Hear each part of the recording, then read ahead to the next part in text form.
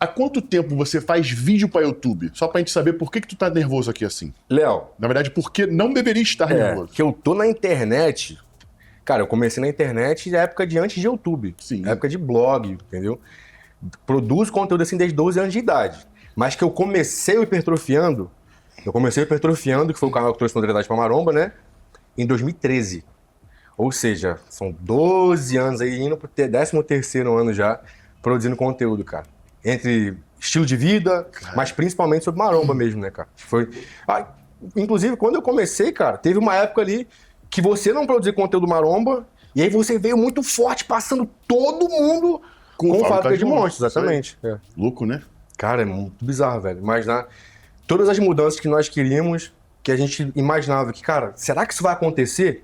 A gente vê as coisas concretizando hoje em dia, saber que certa parte dessas mudanças, né? Nós, de alguma forma ali, temos um tijolinho nessa parede que foi construída. Caraca, isso é maluco demais, cara. Como é que era o cenário da maromba na época que você começou? Ah, Léo, a gente era muito zoado, cara. As pessoas criticavam muito.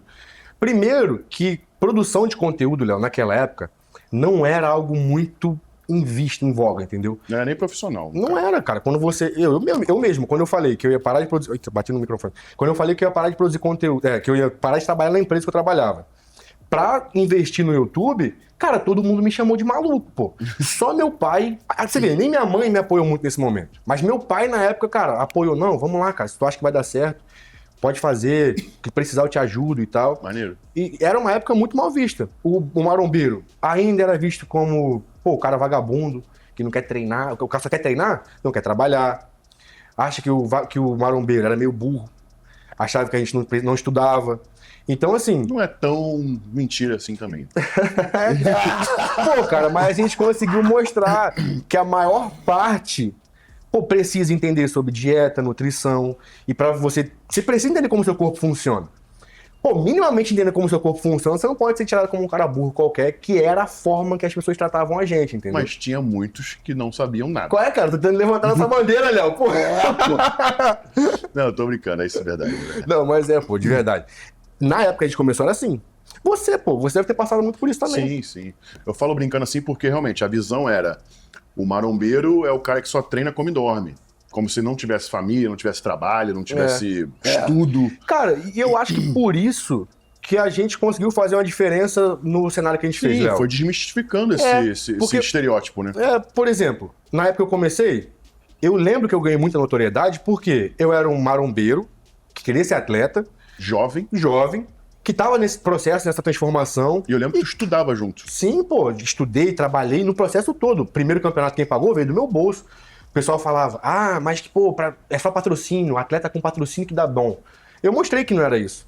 Trabalhei, tive loja de suplemento do meu bolso. Não tive apoio de pai e mãe nesse ponto, que financeiro, graças a Deus, eu tive uma base familiar muito forte. Meu pai e minha mãe são os maiores exemplos que eu tenho na minha vida, Léo. E não só de honestidade, eu falo sempre isso, que, pô, existem pessoas no mundo que provavelmente são tão honestas iguais a eles, mas não mais, sacou?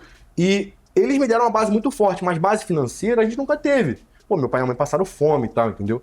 Então, assim, o apoio que eles deram, cara, foi, pô, motivação, que eu acho que a pessoa precisa disso. Ter um ambiente favorável para que ela possa crescer, se desenvolver seus projetos e tal. E aí, meu pai, cara, ele colocava essa coisa na minha cabeça. Pô, tu quer fazer? Corre atrás e tal. E sem ajuda financeira, eu comecei a fazer naquela época, entendeu? E, querendo ou não, foi tomando um certo tamanho, porque a gente foi mostrando que, cara, tu quer ser atleta, competir, ir pro palco? Estuda. Corre atrás, irmão. Não fica aí pedindo coisa pra marca, pedindo apoio. Não, você consegue, você é capaz, sacou? Hoje em dia, então, eu tinha que refalar isso aí, né? Pô, tem um amigo que só fala que, pô, não, quando eu pegar o patrocínio, não, meu irmão, vai treinar, vai se alimentar, vai comer com arroz. Hoje em dia a gente vê que o pessoal vai mais pra academia por causa das mídias. E não o contrário. A gente fez o processo inverso, né? A gente unificou o pessoal das cavernas, que era o bodybuilder Chucrão. O Chucrão, inclusive temos um hoje aí, que o Chucrão é o perfeito exemplo de como o nosso cenário mudou. Antigamente o Chucrão, o cara Chucrão... Era o comum das academias. Exatamente, mas ele não fazia na mídia, nada. Tanto que o Balestrin, quando eu fecho com o Balestrin, meu primeiro projeto com ele, o meu trato com ele é esse. Eu falo, Balestrin, eu te ensino a ser vlogger, porque na época eu era um dos maiores vloggers do Brasil também, porque eu ficava postando vlog direto. E tu me ensina a ser atleta, cara. Porque eu competi há pouco tempo atrás, eu peguei 4º lugar, tô mordido, e eu quero pegar um campeonato bom. Tu me ajuda? Ele, é isso aí, garoto, vambora. Aí meio que eu comecei a fazer parte do projeto lá na época, do Rafael Brandão, né? Qual? Diário de um Campeão. Diário de um Campeão. Depois teve a Casa dos Campeões também, que eu participei de uma forma, mas fiquei dando algumas ideias por trás ao longo do processo. Mas nessa época a gente mudou o cenário, pô. E a gente juntou o cara que era da caverna com a produção de conteúdo, que hoje é o que todo mundo faz. E tu lembra qual foi um dos primeiros vídeos do teu canal no YouTube que hypou, que, tipo assim, que deu te deu notoriedade? Léo, eu lembro...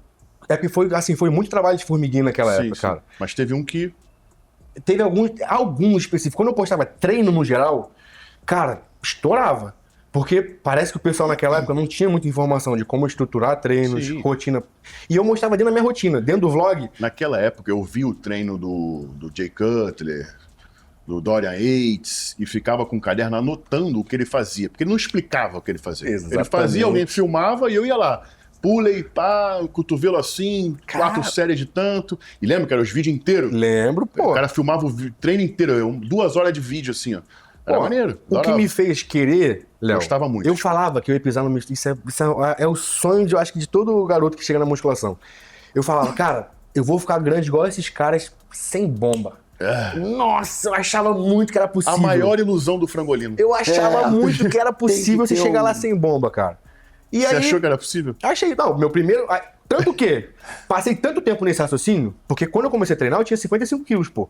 Eu saí de 55 pra 98. Caramba! Dentro de 5 anos, só que natural. Top.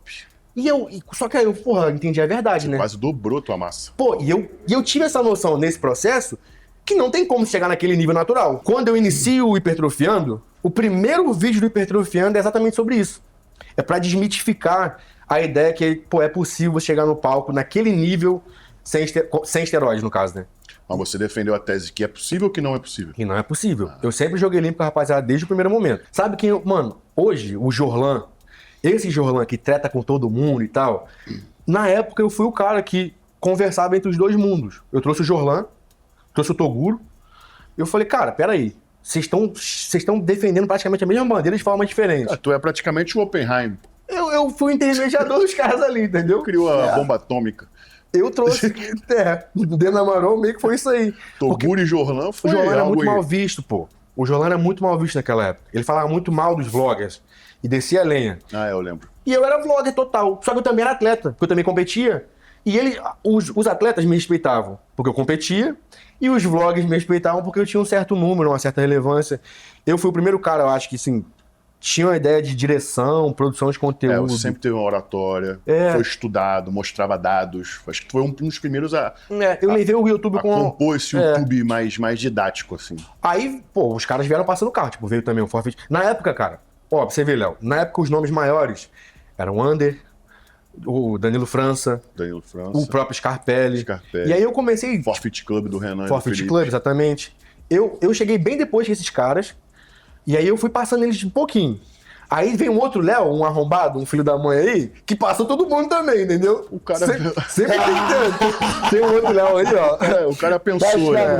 Tem um outro Léo aí, mas é porque vocês grossa. começaram assim, ó.